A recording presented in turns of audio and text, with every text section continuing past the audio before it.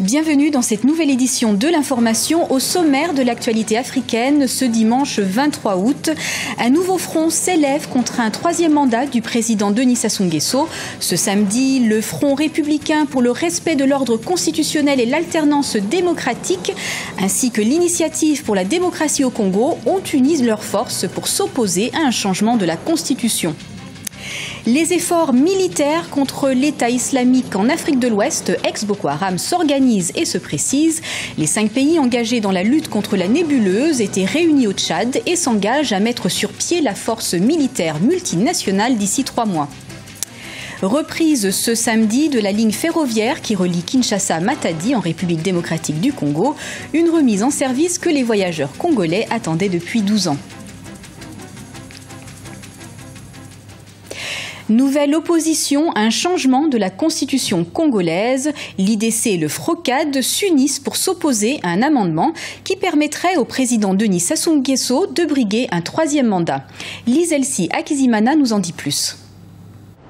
Accord de partenariat entre le FROCAD et l'IDC au Congo.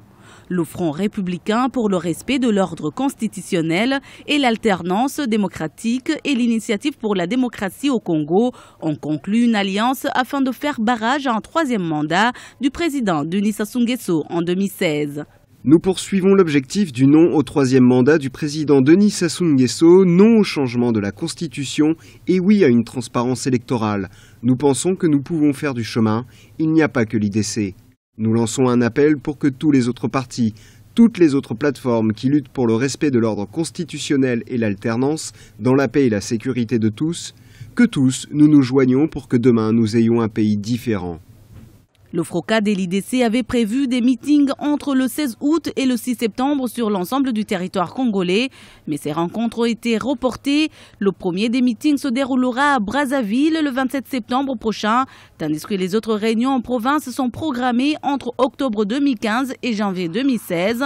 Les 2 plateformes opposées au 3e mandat du président Denis Sassou Nguesso réclament un calendrier électoral clair ainsi qu'un scrutin transparent. Le président Denis Sassou Nguesso peut s'inquiéter parce qu'avant il avait une opposition qui n'était pas unie, mais cette fois-ci cette opposition peut entraîner la communauté internationale. Il y a beaucoup de pays qui peuvent demander au président Sassou Nguesso de ne pas briguer un 3e mandat, de ne pas changer la constitution, surtout que ça déstabilise la zone anciennement colonisée par la France. Le dialogue national du 11 au 15 juillet n'a pas donné de résolution consensuelle. 2 tendances se sont détachées à l'issue des négociations qui se sont tenues sans les principaux partis de l'opposition rassemblés au sein du FROCAD. Une première qui soutient un changement de la Constitution et une autre qui ne souhaite aucune révision constitutionnelle et qui est donc opposée à un 3e mandat du président Denis Sassou Nguesso. Lancement ce samedi de la campagne électorale pour les communales et régionales du 4 septembre au Maroc. 33 partis politiques, dont 8 représentés au Parlement, sont en lice pour ce scrutin, le premier depuis la nouvelle constitution marocaine adoptée par référendum en 2011 dans le contexte du printemps arabe. Les chefs d'état-major des pays engagés dans la lutte contre l'État islamique en Afrique de l'Ouest, ex-Boko Haram, ont finalisé samedi à N'Djamena, capitale tchadienne, les détails du déploiement de la force régionale chargée de combattre le groupe nigérian. Une réunion qui a permis de mieux coordonner les efforts des différentes armées. Awa Bakala. Organisation des efforts de lutte contre Boko Haram, les chefs d'état-major des 5 pays engagés dans la lutte contre la nébuleuse islamiste étaient réunis les jeudis 21 et vendredi 22 août à N'Djamena au Tchad. Objectif, finaliser la mise en place de la force multinationale mixte chargée de combattre Boko Haram. La première condition, il faut les constituer.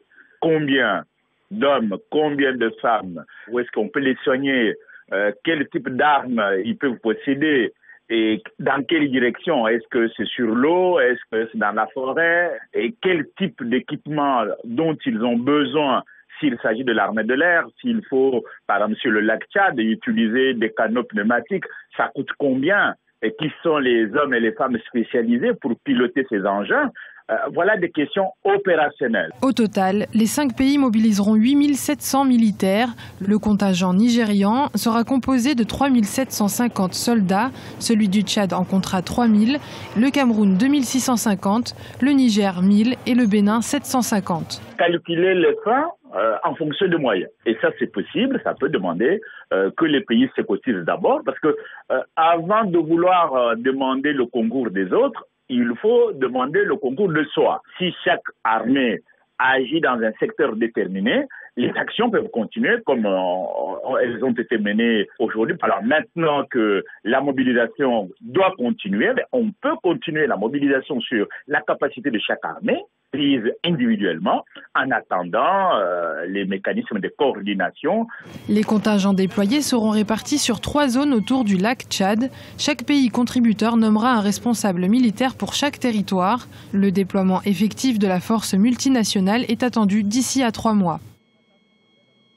Une autre réunion, cette fois-ci au Mali, pour permettre le processus de paix d'être repris. Un processus interrompu depuis la prise de contrôle de la localité d'Anéfis, située au sud de Kidal, par les groupes armés pro-gouvernementaux. Ce dimanche, des rencontres sont donc prévues entre la MINUSMA, la mission des Nations Unies au Mali, les autorités maliennes, les groupes armés, ainsi que les rebelles de la coordination des mouvements de l'Azawad. Bonne nouvelle pour les voyageurs, la ligne ferroviaire qui relie Kinshasa, capitale congolaise, à Matadi, est à nouveau en service, et ce après 12 ans d'interruption. Les précisions de Jacques Amboka, notre correspondant en République démocratique du Congo. En République démocratique du Congo, le transport ferroviaire entre la capitale Kinshasa et la ville portuaire de Matadi, distante de 350 km, vient de reprendre ses activités. Le train express est parti de la gare centrale de Kinshasa ce samedi 22 août pour Matadi dans la province du Congo central. La vétusté des locomotives, le manque d'équipement et l'état désastreux du chemin de fer étaient les principales causes de la suspension de ces activités. Il y a des sections qui ne permettaient pas 20 km à l'heure. Il y a des sections qui étaient qui n'existaient plus, qui étaient ensevelies sous 3000 tonnes d'immondices, à Matete par exemple. Et nous avons essayé de travailler. Ça nous a pris du temps, 2 mois et de l'argent. Et nous avons fiabilisé les locomotives. Ce ne sont pas des locomotives neuves, ce sont de vieilles locomotives que nous avons reconditionnées avec de nouvelles pièces. C'est remis à niveau. Nous avons fait plusieurs essais et nous avons noté des performances satisfaisantes. Le train express Kinshasa-Matadi peut transporter entre 300 et 500 passagers. Pour ces premiers voyages, l'on n'a pas noté un engouement des passagers. Mais pour beaucoup d'observateurs, cette relance est avantageuse pour le pays. Aujourd'hui, nous avons ce sursaut d'orgueil, le renouveau du train qui a pratiquement commencé, le tronçon Kinshasa et puis Matadi. On espère que dans les jours à venir, ils vont essayer de renforcer quelques locomotives pour permettre à cette forte population de Kinshasa de se rendre facilement dans la province du Congo central. 4 millions de dollars américains, c'est le coût de la remise en état des locomotives du train express Kinshasa-Matadi. La reprise des activités de ces trains express, exclusivement réservés aux passagers, annonce le retour dans les jours qui viennent du train marchandises qui renforcera les transactions commerciales entre la capitale et la ville portuaire. Un mot de sport pour clôturer ce journal, direction la Tunisie, pays hôte de l'Afrobasket 2015. Au calendrier des matchs de ce dimanche, dans le groupe A, la Centrafrique affrontera l'Ouganda à 17h locale, tandis que le Nigeria se mesurera à la Tunisie à 22h. Et dans le groupe C, les Maliens joueront contre les Égyptiens à 19h30 heure tunisienne. Quant aux 2 autres équipes de ce groupe C, leur sort est déjà scellé, puisque le Cameroun s'est imposé face au Gabon sur le score de 93-67. Et puis escale au championnat du monde d'athlétisme à Pékin, en Chine, où le Britannique d'origine somalienne Mo Farah est devenu champion du monde sur 10 000 mètres. Il s'agit de son 4e titre de champion du monde. C'était le journal de la rédaction. Merci de votre fidélité. L'information, c'est en continu sur Africa 24.